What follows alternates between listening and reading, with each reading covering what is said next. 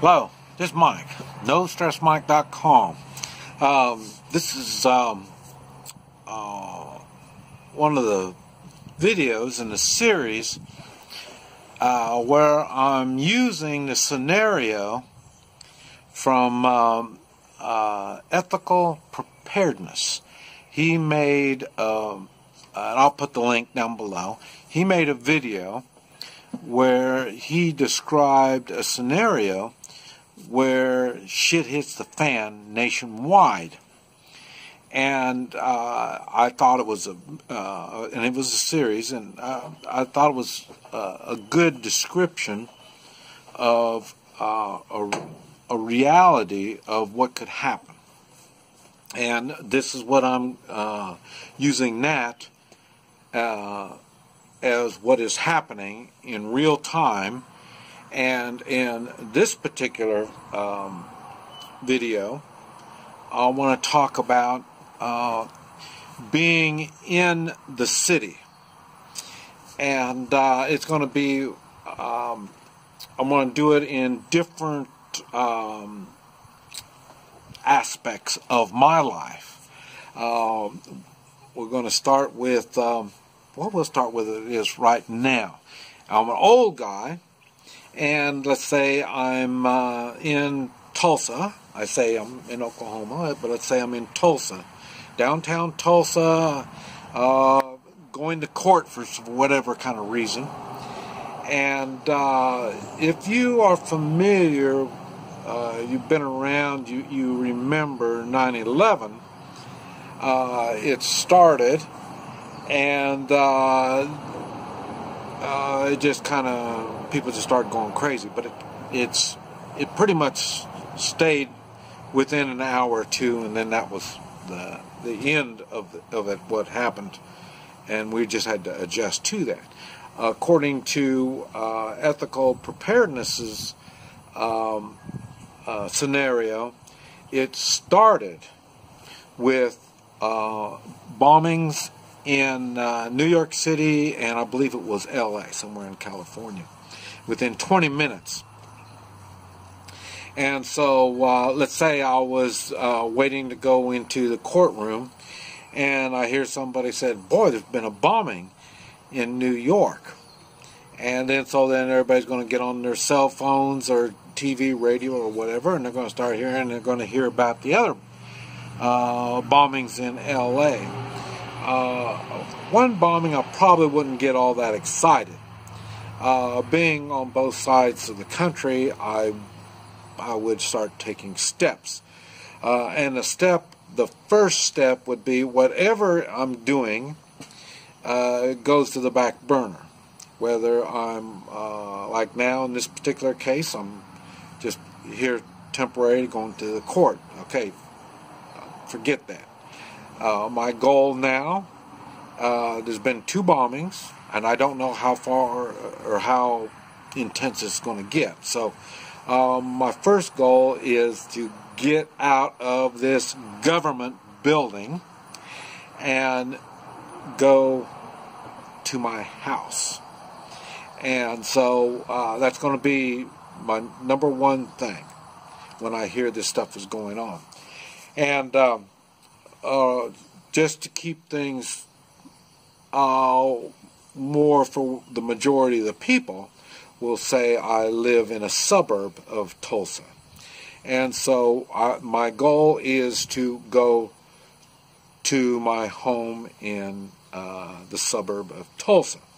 Okay, let's say now, as another stage in my life, I got my wife and my children. My children are in school. My wife is at work. I'm at work. This stuff goes on. I'm going to get on my phone. I'm going to notify my wife that I'm going to be going to pick up the kids. She'd probably be getting a hold of me to say the same thing to me. If we don't have cell phone communications, it won't matter because I'm still going to do it. just like she's still going to go get the kids. And the same thing, go to our house in the suburbs of Tulsa. That's our goal. Now, the school, I would hope they've already have some kind of plan.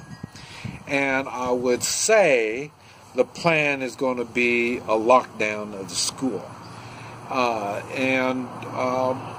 But that doesn't mean they're going to keep my kids. And so we will go and pick up the kids and go to the house.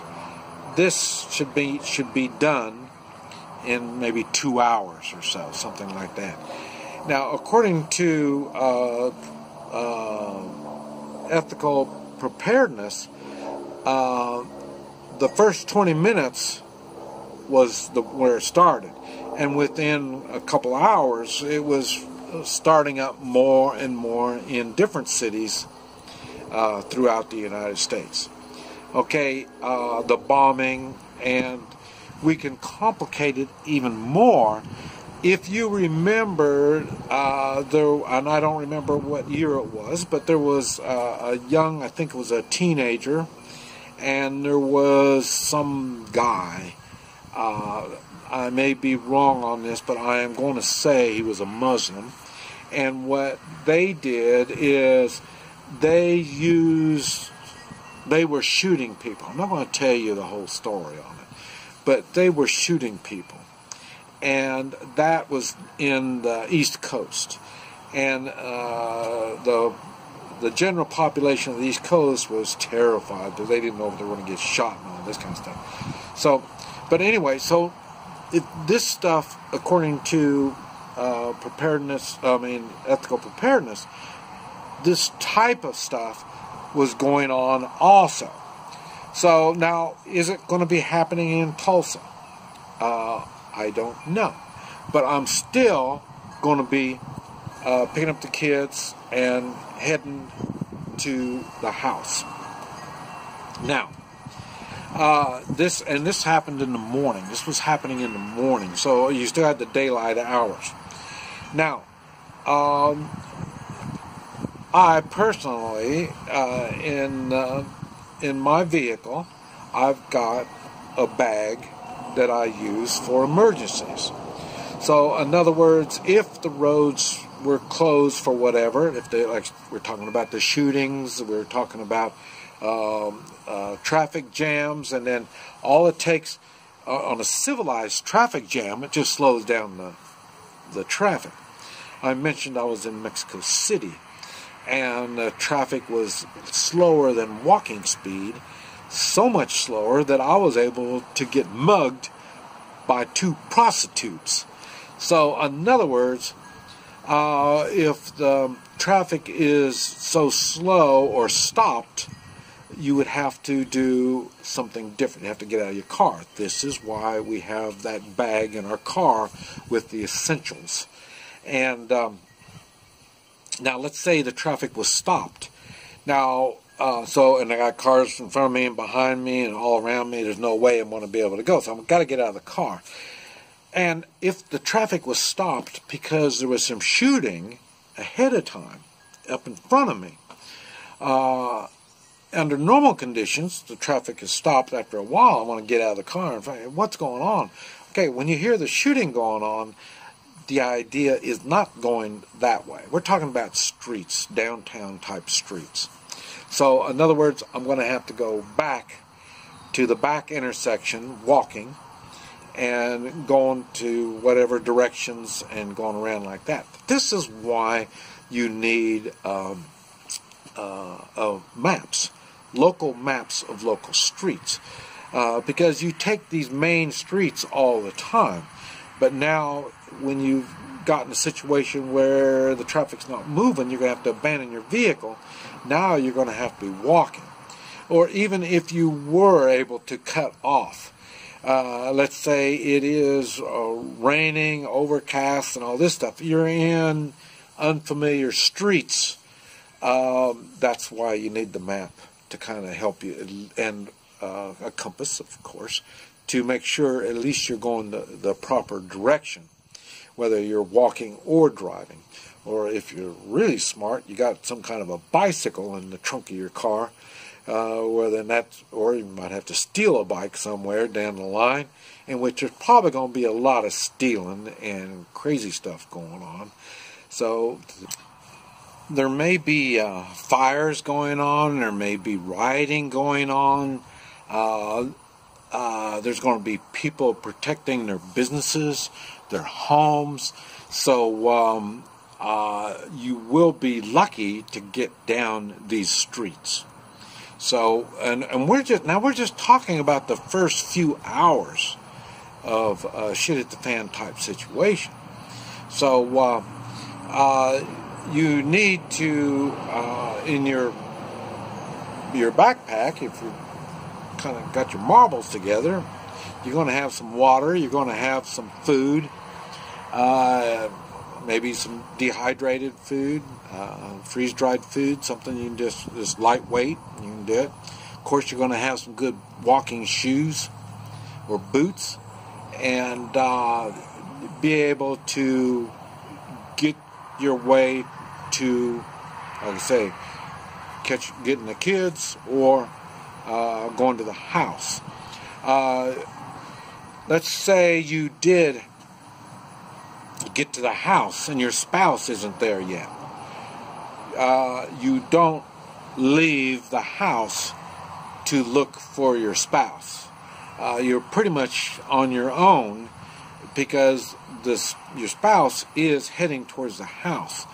Maybe they had problems and there's nothing you're going to be able to do about it. There's nothing you're going to be able to help them out. So you're going to be fortunate if you can just get your kids and get to the house. And like I say, this is all the kind of stuff that's going to be done in the first few hours. Now, if you are, like I say, young in your 20s and you're not married, you don't have all these responsibilities and stuff like that, it would still be wise to go to your house or your parents' house, and you should already have all this stuff talked about. If it's going to be your parents, let them know. If there's going to be some problems, you're going to be coming to the house. This type of stuff should have been talked about ahead of time, because you're not going to have time to go rescue people. Anytime you go out to help somebody, you're putting yourself, now instead of one in danger, you're putting two in danger, and you're going to put more stress on the household itself. So just trying to get to your suburban house is going to be a challenge. Now, once you get to your suburban house and you're waiting for the rest of the household to get there, you're working on communications. Hopefully, you will be packing, getting things ready, because you don't know what is going to be the next step. But you need to be ready to take the next step. For me, I've always had a place outside the city to go. Most of the time I lived outside the city, but in this particular scenario, we're saying I lived in the suburban Tulsa. And but the thing is, now I need to, first step is to make sure everybody in the household is safe. And you need to have a program making sure they know that if it's taking them too long to get back, and they do get back and you're not there and the rest of the household's not there, what's the plan? And that's another reason why you leave some kind of a message, have some kind of a system where you can leave a message for the latecomers that are coming, letting them know where you're going from here in case you're just not here. It'd be nice if you could spend the night and refigure and find out if this is going to turn into something or not. But according to the scenario we're looking at, it's going to be a continuous thing that goes on throughout the day. So not only you're packing, you're getting things ready to go, you've got to get your house, be able to fortify your house, be able to defend your house. Of course, we're talking about depending on where you're living, the neighborhood, and all this kind of stuff, but at least you got to be able to take care of your house. And in other words, putting stuff up because there's going to be stray bullets going around. You don't want to be around any stray bullets. So you need to have this stuff all taken care of. Make sure your vehicles are off of the streets. You don't want to park your car on the street. Get it up close to the house where it's going to be easy to load up, or you may want to load it up just in case.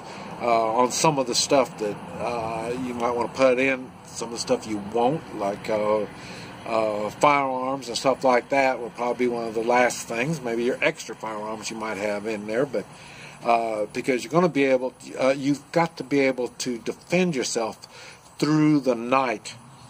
And hopefully before nightfall, the whole household will be in the house. If not, you're going to have to make a decision. What are you going to do? Are you going to wait for them, or are you going to go on? If you're going to go on, you're going to leave some kind of message. Remember, once you leave the house, you're opening your house to being ransacked. If you're in, depending on where you're at, the neighborhood and all this type of stuff, there's going to be looters. There's going to be people looking for houses where nobody's in there, so they can, like I say, go through, try to take whatever it is they want to take. So these are things that you're going to have to consider when you leave. This is why I've mentioned before, if there's a place out in the country you've already been talking to and trying to work out something with them, you should already have food out there. Because like I say, if, okay, like we live out in the country. So if you think you're coming and you didn't bring nothing but your empty mouth, well, it's going to put stress on all of us. So that's why I'm saying ahead of time, you should have already put food at the minimum, food. It doesn't hurt to have firearms and ammunition. These are things that should have been thought of ahead of time. And then, don't forget, we're still back to the gold and silver. So you're going to have to think how you're going to go from your house to outside the city. In the city is not a good place to be. Now what's going to happen is they're going to have to go into martial law. Martial law is not to defend you. The main priority on martial law is to keep the utilities going and try to keep some form of food and water moving. In other words, the stores could be looted. There's going to be a lot of fires. It's especially if this is like the scenario we're talking about. When these communist, New World Order, socialist, what do you call it, snowflakes, all this, the Muslims, gangs, all these people, what's going to happen when it starts, they're all going to jump on the bandwagon, and they're all going to try to do their evil deeds. So it might take them a few hours to get kicked in. It might take them the next day to get kicked in. But like I say, something is going to happen.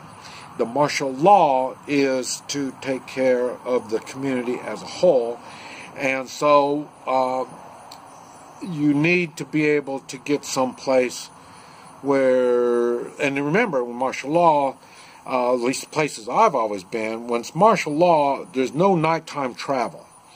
Nighttime is when all the evil doing comes out. Nighttime is when there's going to be a lot of at the last minute militias being formed, and they're not trained, they're not organized, so they're going to end up shooting anybody they see at night. And so nighttime is a bad time to be anything, to be any place other than your house or a secured area, which would be somebody else's something.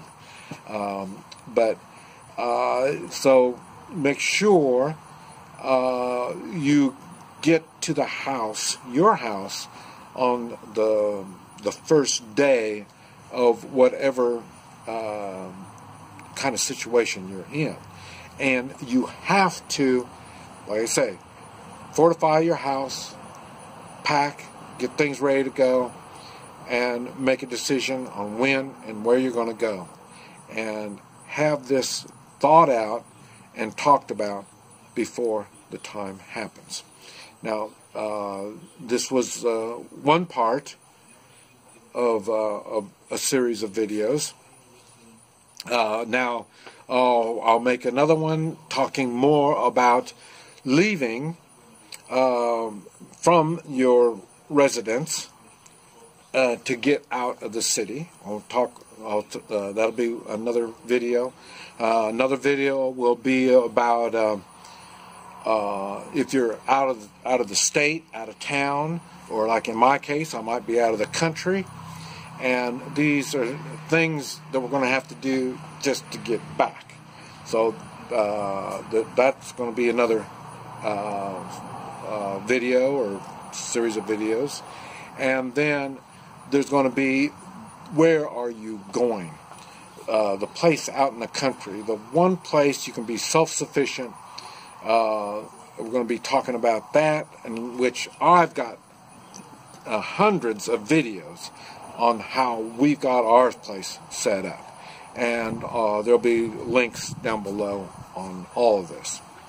This is Mike, NoStressMike.com.